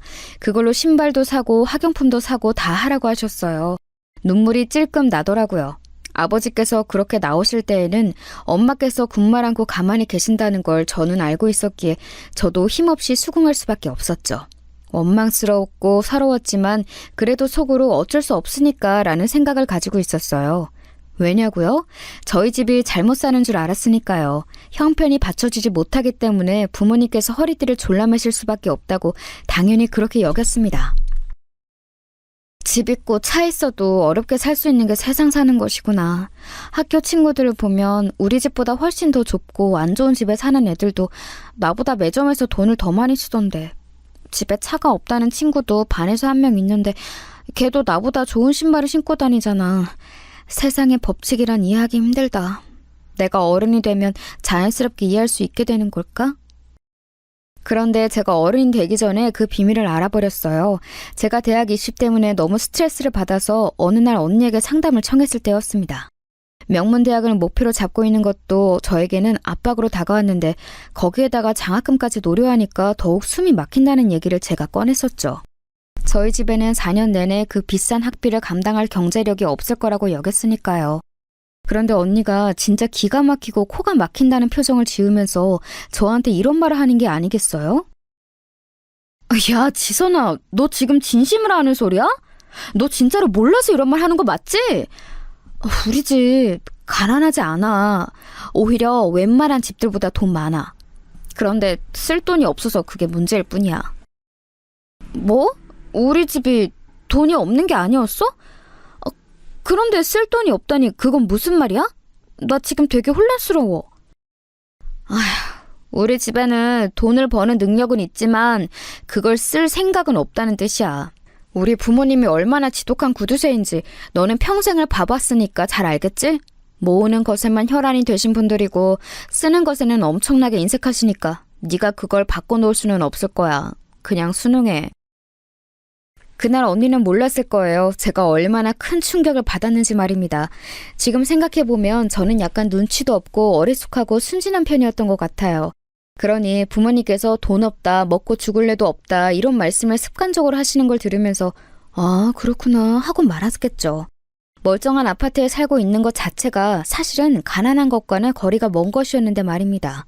제가 그날 이후로 얼마나 서럽고 분하고 억울해서 부모님과 많이 싸웠었는지 몰라요. 대학을 갔는데 용돈을 벌려고 아르바이트를 하느라 허덕이는 제 자신을 보면서 부모님 원망도 많이 했었고요. 특히 아버지와 대립을 많이 했고 옆에서 네가 이해해라고 저를 다독이시는 엄마도 짜증났던 것 같아요. 자존심 때문이라도 그냥 손 안 벌리고 저 알아서 살고 싶어지더라고요. 외국계 회사에서 일하던 언니는 어쩌다 보니 그 본사가 있는 해외에서 일을 하게 되었는데요. 그러더니 거기서 형부를 만났고 자리 잡게 되었습니다. 형부가 꽤 유복한 집안에서 자란 인물이에요. 언니는 일적인 능력이 좋았으나 완전히 선남선녀가 만나서 결혼을 한 거였죠. 알아서 인생 잘 사는 언니를 보며 저는 더더욱 더럽고 치사해서라도 부모님께 아쉬운 소리 안 하고 산다는 다짐을 하게 되었던 듯 싶네요. 시간이 흘러 저는 굉장히 수더분한 남자와 만나 결혼을 하게 됐습니다. 아니, 수더분하다는 말로는 부족하고 무소유의 포변이라고 할까요? 욕심 없이 자기 맡은 바 일만 열심히 하는 사람이었어요. 저는 결혼하면서 저희 집 배경을 남편에게 다 밝혔습니다. 부모님과의 애증어린 역사도요. 근데 남편 콩고물 부스러기 하나 기대하지 않고 아, 그렇구나 하고 말더라고요. 남편이 이런 반응을 보이니까 자연스레 시댁에도 제 친정이 사실은 꽤 잘 산다는 걸 밝히지 않게 되었습니다. 시어머니께서는 저를 따뜻하면서도 측은한 눈길로 맞아주셨죠. 우리 둘째는 어쩜 이렇게 꼭 자기 같은 여자를 만났을까? 사람이 맑고 신중하고 그동안 아등바등 열심히 살아오느라 힘들었을 텐데 결혼 생활을 부디 무탈하고 행복하게 잘 하기를. 뭔가 저를 굉장히 오해하시는 듯 보였으나 정성해줄 필요성은 못 느꼈네요. 남편이 자꾸 옆에서 괜히 말씀드리지 마 이런 눈치를 주기도 했고요. 남편은 3남매 중 둘째였는데 첫째인 신우이는 놀랍게도 굉장한 부잣집에 일찍 시집 갔다가 적응 못하고 부부 사이에 불화가 생겨서 이혼한 전적이 있었어요. 그리고 셋째인 남자 시동생은 회사도 좋은 곳에 다녔으며 무엇보다 처가를 잘 얻었습니다. 동서가 어느 정도 사는 집안의 딸이었어요. 형님, 그 운동화 나이키에서 나온 신상품의 디자인을 따라한 거 아니에요? 브랜드 없는 보세 운동화네요? 아니, 슬리퍼도 아니고 운동화를 그 나이에 굳이 보세를 신는 사람도 있어요? 그런 운동화를 신은 건 형님인데 왜 창피하면 왜 저희 몫인가요? 그리고 놀고 자빠진 인물이었죠. 어찌나 말하는 걸 깍쟁이처럼 해댔는지 제가 깜짝 놀랐습니다. 동서가 신은 운동화 제 눈에는 구질구질해 보였는데 그까짓 것도 30만 원짜리라고 하더라고요. 네, 그러라고 했어요. 동서가 굉장히 우쭐거리는 스타일이고 그런 동서에게 시댁 식구들이 별 지적 못하는 중이고 덕분에 시동생은 콧대가 덩달아 높아졌고 뭐 이런 것들을 제가 파악하고 나니까 똥이 무서워서 피하는 게 아니라 더러워서 피한다는 마음으로 상대 자체를 안 하려고 노력하게 됐습니다. 사람을 겉으로 보고 판단하는 동서의 기준에는 이혼 여인 신우이가 거슬릴 법도 했는데 부잣집에 한번 다녀왔다는 전적을 높이 샀는지 신우이한테는 함부로 못하더라고요. 그러니까 저만 성질 나쁜 동서의 목표물에 걸렸던 거죠. 그러던 어느 날 시댁에 좋은 고기가 들어와서 그걸 함께 맛볼 겸 다 같이 모이게 되었습니다. 시아버지의 고향 친구분께서 되게 좋은 일이 있으셨는지 크게 한턱 쏘셔서 한우 세트를 보내주셨거든요. 시부모님께서는 당연히 그걸 받아보시자마자 얼른 온 식구가 다 같이 모여서 함께 나눌 생각부터 하셨다네요. 그래서 미룰 것 없이 곧장 토요일 주말에 모이기로 했어요. 시어머니와 통화를 하면서 그 이야기를 전달받은 제가 말씀드렸죠. 어머님, 그런데 저희가 토요일에 이미 부부 모임에 참석하기로 한 일정이 있어서요. 그래서 말씀하신 시각보다 조금 늦게 도착할 것 같은데 괜찮으시죠? 너희는 왜 하필 이런 때에 그런 일정을 잡아놨었니? 웬 부부 모임이야? 너희가 그런 걸 도통 다닐 만한 사람들이 아닌데? 맛보기 힘든 최고급 한우를 빨리 먹으러 오지 않고 꼭 그런 모임에 먼저 참석을 해야겠어? 말씀대로 저희도 그런 모임에 원래 나가는 사람들이 아니에요. 그런데 모임 나오는 사람들 중에서 제 고등학교 동창이 한 명 있길래 간만에 얼굴도 볼 겸해서 겸사겸사 참석해 보려고요. 모임은 후딱 마치고 맛있는 한우 먹으러 그날 최대한 일찍 가볼게요. 그래, 그러면 그렇게 해라. 괜한 걸로 배 채우지 말고 와서 한우나 많이 먹어. 이럴 때 아니면 언제 한우를 양껏 편하게 먹어보겠니? 알았지? 시어머니께서 자꾸만 이럴 때가 아니면 언제 또 이렇게 구셔서 제가 민망하기도 하고 감사하기도 하고 진짜 애매한 기분이 들었네요. 그날 정말로 부부 모임 일정이 있었는데 처음 회동하는 것이었지만 그중에 제 고등학교 동창이 있다는 걸 알게 돼서 일부러 나갔던 측면도 있었어요. 별로 친분이 있던 사이는 아니었지만 정말 오래간만에 옛 학창시절의 추억을 나눌 수 있는 친구를 만나서 그 자리가 꽤나 즐거웠습니다. 기분 좋게 자리를 떴고 시댁으로 향했죠. 부부 모임에서 제대로 활약해준 고마운 가방을 어깨에 맨 채 말이에요. 왠지 차에 놔두는 건 좀 아닌 것 같아서 별 생각 없이 시댁에 도착했을 때 가방을 그대로 메고 안으로 들어섰어요. 그러자 거실에서 커다랗게 편 상을 2개 붙여놓고 한우를 구워 먹고 있는 시댁 식구들이 보였습니다. 시아버지, 시어머니, 시누이, 시동생, 동서 이렇게 5명이 순서대로 앉아 있었고 저희 부부가 앉을 공간이 남아 있었어요. 반갑게 인사를 하면서 앉았고 시어머니께서 부부 모임 어땠냐고 물어보시기에 이런저런 대답을 해드렸어요. 그런데 제 옆에서 동서가 저를 힐끗힐끗 거리길래 그 시선이 느껴져서 신경이 쓰였는데 잠시 후 피식 웃음소리를 내는 것이 아니겠어요? 그건 누가 봐도 사람을 비우는 행동이잖아요. 이 싸가지 없는 동서가 오늘 또 시동 거는구나 싶어서 제가 속으로 한숨을 쉬었습니다. 그리고는 일부러 동서 쪽으로 시선을 절대 두지 않은 채로 고기만 먹었어요.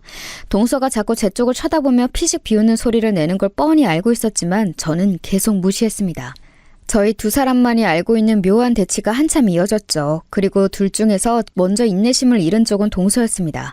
참지 못하고 결국 제 쪽으로 자기 몸을 기울이더니 작은 목소리로 이렇게 말을 하더라고요. 형님, 누가 따라오는 것도 아니니까 좀 천천히 드세요. 안 그래도 어머님께서 형님 같은 사람은 이런 때 아니면 최고급 한우 구경하기 힘들다고 하시면서 일부러 아까는 고기를 조금만 꺼내서 구웠었어요. 작은 며느리와는 처지가 다른 큰 며느리가 안쓰럽게 느껴지셨나 봐요. 그러니까 아직 남은 게 여유로워요. 음미 좀 하면서 드시죠. 그렇게 허겁지겁 드시면 옆에서 보는 사람이 다 민망해져요. 내가 그렇게 허겁지겁 먹었어? 몰랐네. 모임 자리에서는 밥을 워낙 안 먹다시피 했더니 배가 고팠나 봐. 누가 나 안 쫓아온다는 사실을 알려줘서 고마워. 동서 덕분에 천천히 먹을 수 있을 것 같아. 그런데 굳이 어머니께서 그런 말씀 하셨다는 얘기는 나한테 안 해줘도 돼. 어떤 뉘앙스로 말씀하셨을지 나는 이미 아는데 동서가 일부러 안 좋게 나에게 비꼬아서 전달을 하는 것 같거든. 비꼬는 건 지금 형님이신 것 같은데요? 어이없어. 고기 아직 남았다고 알려드려도 지랄이야 진짜. 겉도 속도 간장종지만 하네. 이래서 사람은 너무 없는 형편에서 자라면 안 되는 건데.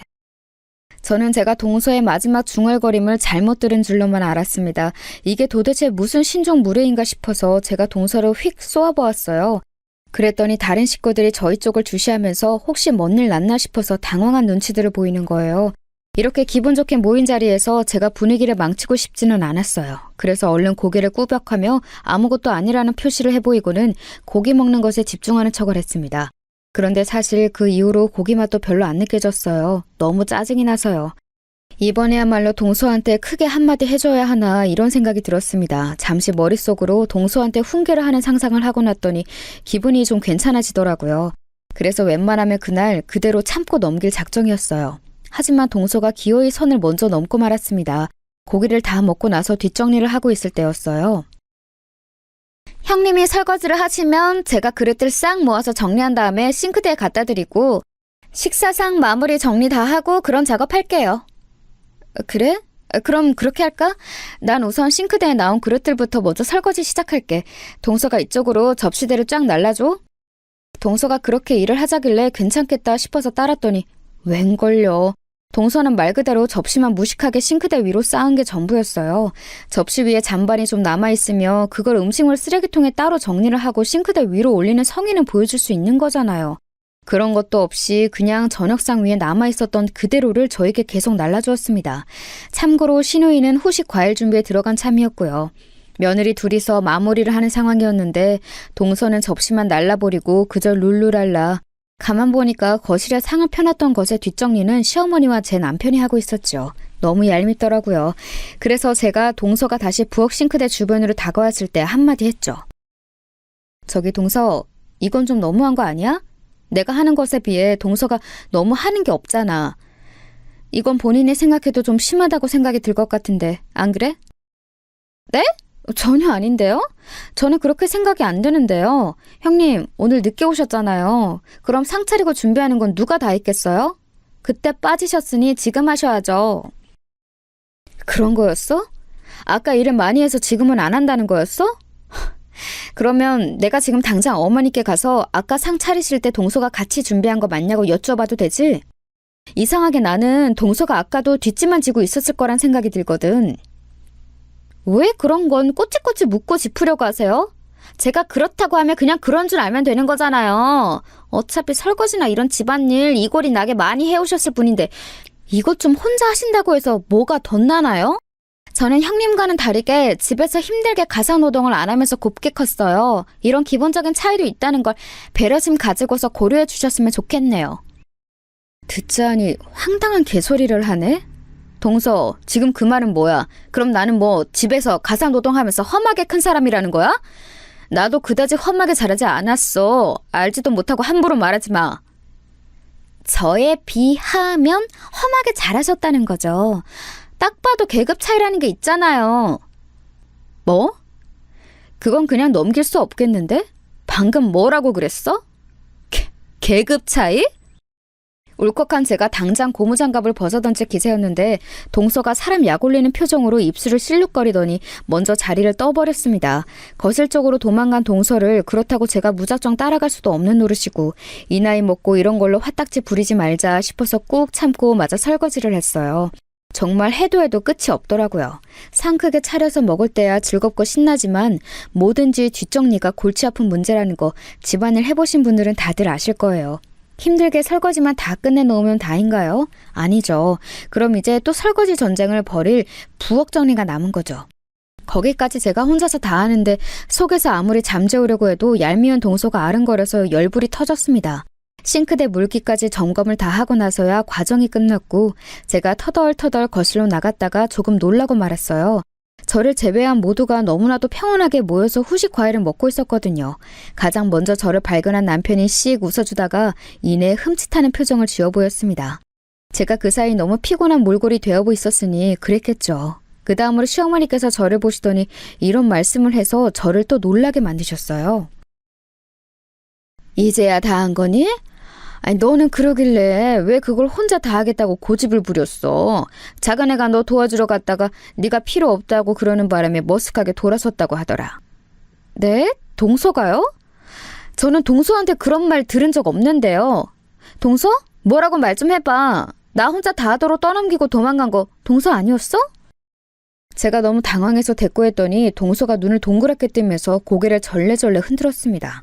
그러자 그 옆에서 시동생은 뭔가 의사소통에 오해가 있었던 것 같다는 말을 변경이랍시고 하더라고요.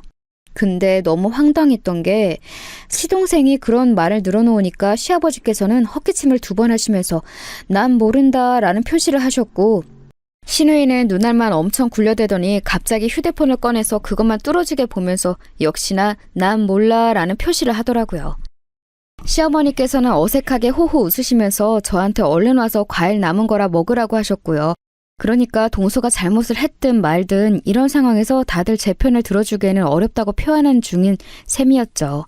제가 표정이 어두워진 채로 다가오니까 남편은 제 눈치를 살폈습니다. 저한테 입모양으로 내가 한마디 할 거야? 이러더라고요. 아유, 그냥 또 오지게 똥 한번 밟은 셈 치자 싶어서 남편에게 고개를 도리도리 해줬어요.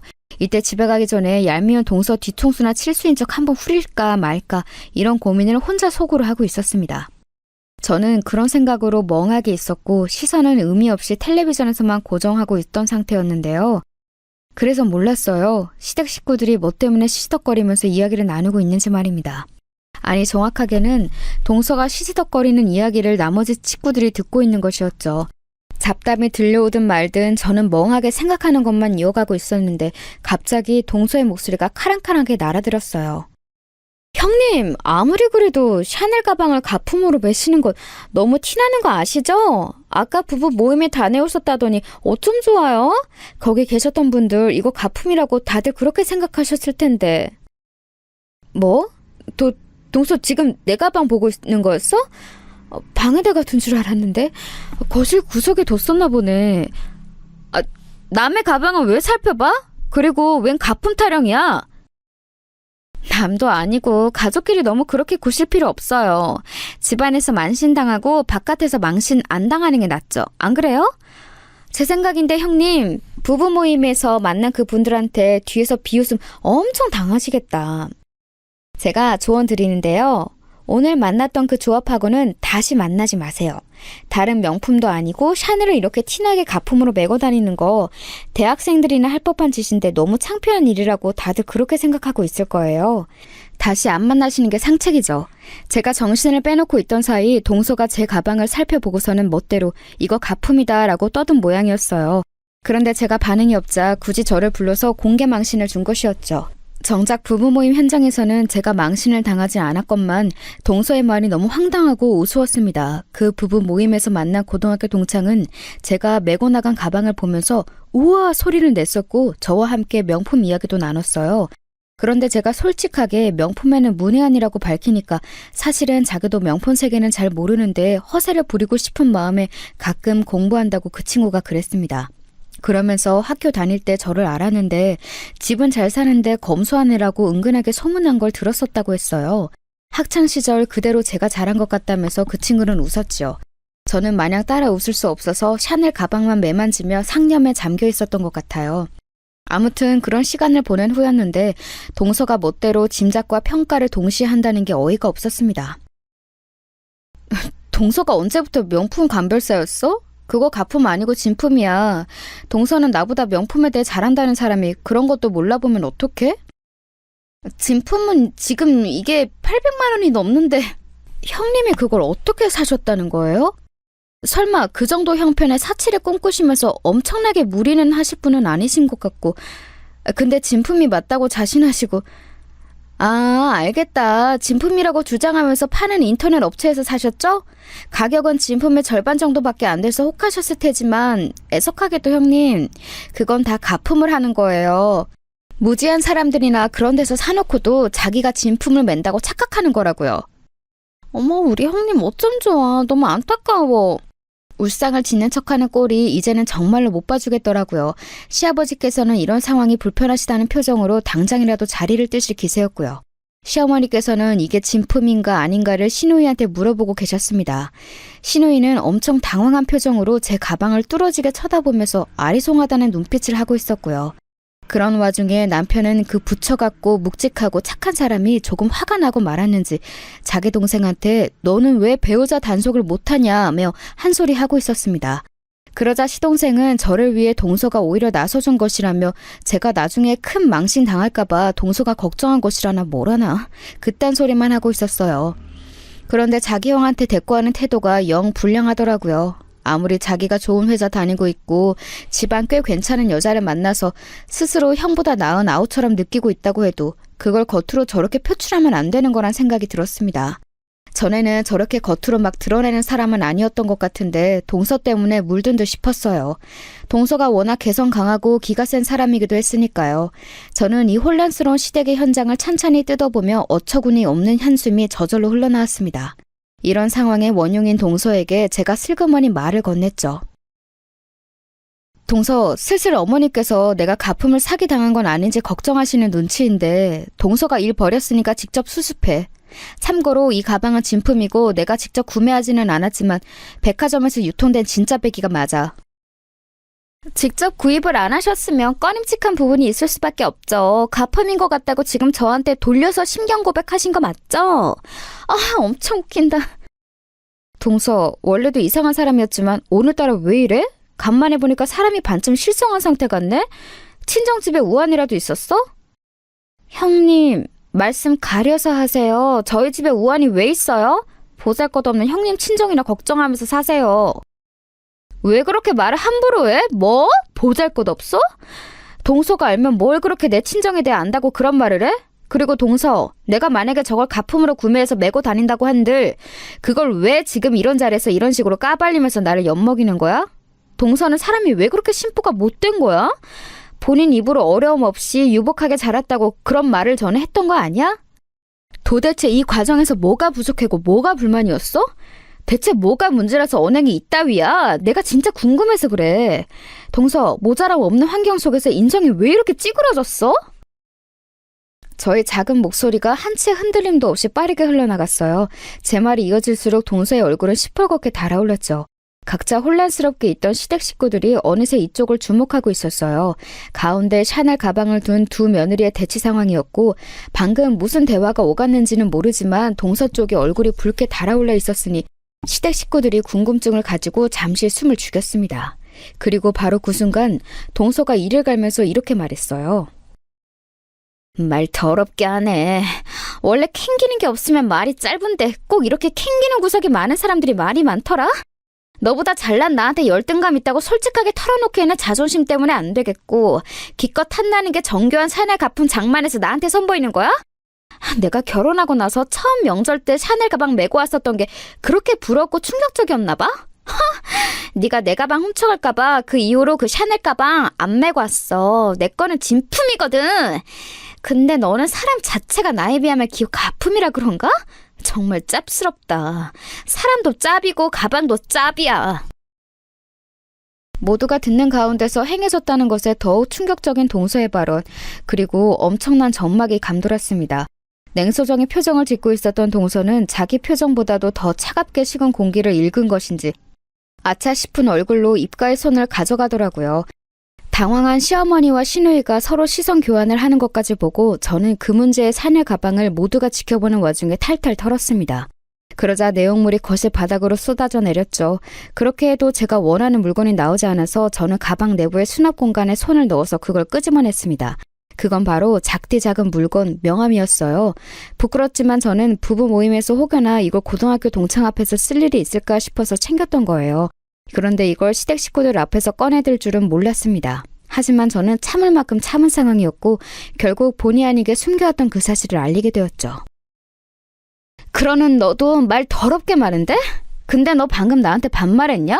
성실만 나쁜 게 아니라 너는 판단력도 나쁜 것 같아. 아무리 네가 오만방자하게 굴어도 모두가 묵인해준다지만 그렇게 대놓고 싸가지 없다는 걸 공개해버리면 어떡해? 너만 손해지.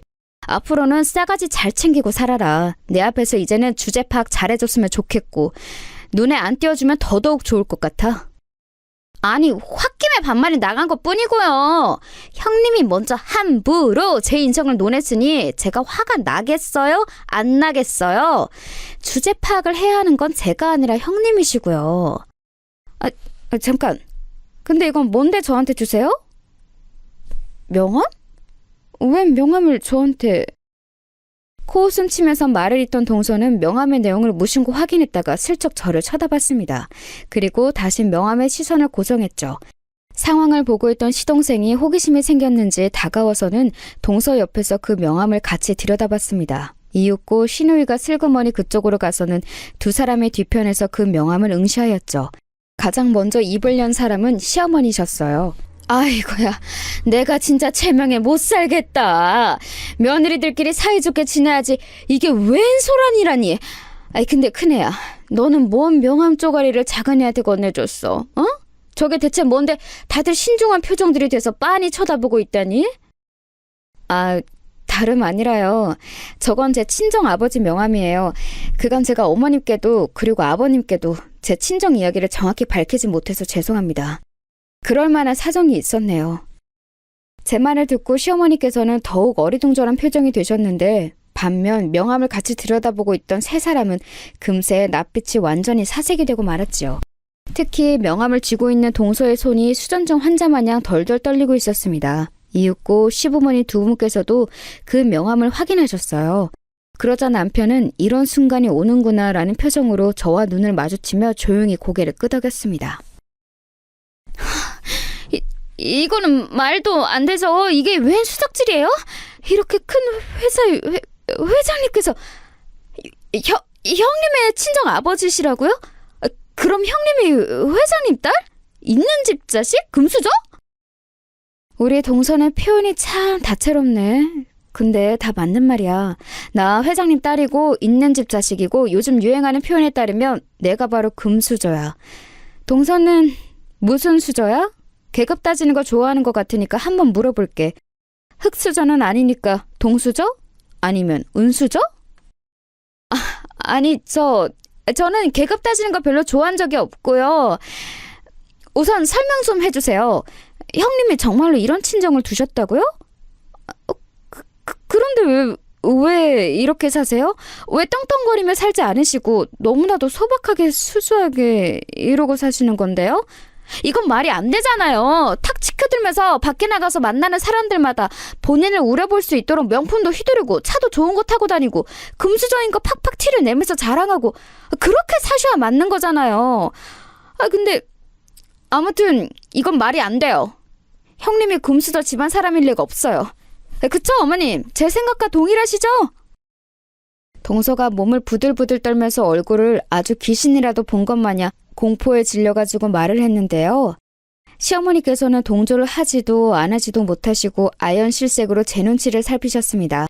당신께서 보아오신 것이 있기에 제가 잘 사는 집안의 딸이라는 걸 받아들이기 어려우신 상황인데 제 남편이 초연한 얼굴로 있었거든요. 만약 제가 거짓을 말하는 것이었다면 남편의 표정이 그러진 못했겠죠. 그런데 늘 묵묵하고 거칠에 싫어하는 성격의 아들이 그런 표정으로 있으니까 시어머니께서는 직감적으로 진짜 부자 맞구나 라는 느낌이 오셨던 것 같아요. 갑자기 머리가 어지러우신지 이마를 짚으셨고 신우의 부축을 받아서 소파 구석에 몸을 기대 앉으셨어요. 내도록 말씀을 안 얹고 계셨던 시아버지께서 놀란 목소리로 한마디 거두셨죠. 사돈댁이 설마 이런 집안이었다고? 나는 여태껏 박하 사돈께서 일찍이 건강상 문제로 직장을 그만두시고 소일거리나 하면서 그렇게 사시는 줄로만 알았는데 그런데 이런 회사의 회장님이셨기 때문에 일반적인 출퇴근 업무를 안 하신 거였어? 이럴 수가. 그간 대체 이런 엄청난 사실을 왜 숨긴 거냐? 무슨 이유로? 숨기려고 했다기보다는 굳이 말씀드릴 필요성을 못 찾았던 것 같아요. 하지만 아버님, 어머님 입장에서는 제가 숨겼다고 느끼시겠죠. 죄송합니다. 솔직히 말씀드리자면 제 친정 아버지께서 몇 번의 고비를 겪으신 끝에 절치부심으로 성공을 맛보신 분이라 그런지 굉장히 매사에 철두철미하시고 엄청난 구두쇠예요. 자식한테는 돈을 쓰실 법도 하건만 도통 그러지 않으셔서 제가 결혼 전에 친정 아버지하고 엄청 싸운 적이 몇 번 되네요. 서로 가치관이 많이 달랐거든요. 아, 참고로 이 명품 샤넬 가방은 제 친정 엄마께서 제가 혹시 기죽으면서 살까봐 사주신 거예요. 이게 생겨서 좋았고 어깨에 힘이 들어갔던 것도 사실이지만 기가 죽어서 지낸 적은 없었어요. 친정 아버지께서 지독하게 인색하시고 저와 가치관이 너무나도 다르시지만 속으로는 자식 미워하고 사랑하시는 분인 걸 제가 알고 있거든요. 그렇게 말을 하면서 희한하게 저는 머릿속으로 제 친정 부모님 두 분의 모습이 그려졌어요. 살면서 그토록 두 분이 애틋하게 여겨진 적은 없었던 것 같네요. 제 이야기를 듣고 동서와 시동생이 시선 교환을 하면서 난처한 기색을 숨기지 못했죠. 그러다가 동서가 눈에 보일 정도로 마른 침을 꿀꺽 크게 삼키더니 이렇게 말을 하더군요. 알고 보니 엄청난 배경의 주인공이셨네요. 그런데 결혼한 자식이 떵떵거리며 살지 못하게 둘 정도로 인색한 부모님이시라면 별로 금수저가 아닌 것과 다름없지 않을까요? 그렇죠? 떨리는 목소리로 기껏 제 처지가 여전히 자기보다 못하다는 것을 확인하고 싶어하던 동서의 마지막 몸부림, 제가 웃음으로 받아주었습니다. 너무나도 여유롭게 제가 씩 웃어 보이자 동서는 히익 소리를 내면서 저절로 눈을 깔았어요. 저는 시부모님을 번갈아 쳐다보며 밝혔습니다. 이건 올해 안에 다 말씀드리려고 했던 건데 저는 이미 제 앞으로 받기로 한 건물이 한 채 있어서 내년 안으로 건물주가 될 것 같아요. 그리고 창선 씨는 친정 아버지 회사에 들어가 일을 시작하는 것이 어떨까 하고 몇 주 전부터 얘기가 나오고 있는 중이에요. 그런데 이게 하루아침에 결정된 일도 아니고 여러모로 신중하게 초석을 다져놓는 게 좋을 것 같아서 천천히 그렇게 하기로 했습니다. 그러자 시어머니께서는 갑자기 어지럼증이 다 나으셨다는 듯 소파에서 일어나시더니 환하게 웃으시며 다가와 저희 손을 잡아주셨어요. 시아버지께서는 세상에 이런 일이라는 표정이 되셔서 그저 멍하게 계셨고요. 시누이는 자기 모친 옆에 달라붙어서 저에게 초롱초롱한 눈빛을 보내는 중이었죠. 그리고 그때 시동생이 손으로 머리를 감싸주며 제 남편을 향해 중얼거렸습니다. 그럼 뭐야? 형은 앞길에 탄탄대로인 거야? 무려 탄탄한 회사의 회장님을 장인어른으로 두고 그 회사에 들어가서 일을 할 예정이고 그러다가 회사까지 물려받으면? 그럼 월급쟁이 신세를 벗어날 수 없는 나하고는 아예 상대가 안 되는 거잖아. 내가 넘볼 수도 없는 영역인데? 너는 왜 그런 쓸데없는 김치국 마시는 상상에 나래를 속으로만 알 것이지 왜 입 밖으로 내서 다 들리게 해? 나는 욕심을 크게 낼 것도 부릴 것도 없고 그저 주어진 상황과 자리에 앞으로 최선을 다하며 살 생각뿐이야. 그게 바로 내 귀에는 가진 자의 여유처럼 들리는데? 형, 내가 말했었나? 나는 옛날부터 누구보다 성실하고 올곧은 형이 최고라고 생각해왔었어. 시동생이 처연한 미소를 지으며 제 남편에게 달라붙어 아부를 시작했죠. 그런 걸 성격적으로 질색할 수밖에 없는 남편은 머리가 아프다는 듯이 한숨을 쉬었고요. 그리고 동서는 기어이 눈물을 보였습니다. 그게 원통함의 눈물인지 어쩐 거였는지는 모르겠어요. 다만 눈물을 또르르 흐르는데도 그걸 달래주기는커녕 시어머니께서 따끔하게 혼내시는 것에 동서의 표정이 서럽게 변했었답니다. 너는 큰애가 네 손윗사람이라는 개념은 있는 거니? 어쩜 그렇게 말을 함부로 하고 성질 가는 대로 행동하고 그럴 수가 있어? 당장 잘못했다고 빌고 사과해. 어머니, 왜 저한테 소리를 지르고 그러세요? 그러시는 모습 너무 낯설어요. 그럼 나긋나긋하게 노래라도 불러주랴? 헛소리 말고 얼른 사과해, 얼른! 동서는 이 상황이 도저히 믿어지지 않는다는 기색을 지우진 못한 얼굴로 제 앞에서 고개를 숙였다가 이내 허리까지 숙여 보였습니다. 원래는 고개만 잠깐 숙였다가 들었었는데 저의 뚱한 표정을 보고서 또다시 히익거리더니 허리를 숙여 다시 인사한 거였죠. 동서가 이렇게 잘 놀라고 겁에 잘 질리는 사람인 줄 이날 처음 알았었네요.